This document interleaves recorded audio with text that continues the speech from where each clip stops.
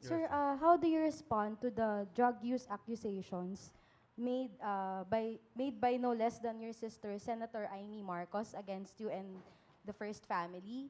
Sir, were you hurt by her accusations, and how do you explain these claims to the public?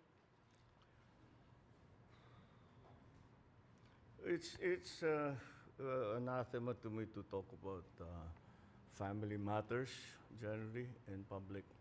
Um, I do not like to. We do not like to show our dirty linen in public. I'll just say this much. For a while now, we've been very worried about my sister.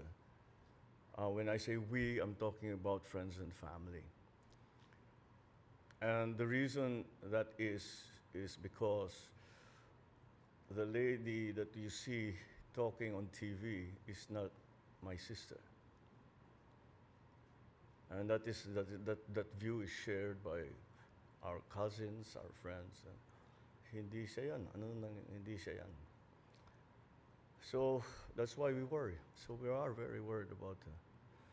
I hope she feels better soon. Sir, quick follow-up lang po. Nagkausap na po ba kayo, sir? Or do you intend to talk to your sister? We don't really, we no longer travel in the same circles, political or otherwise. So no.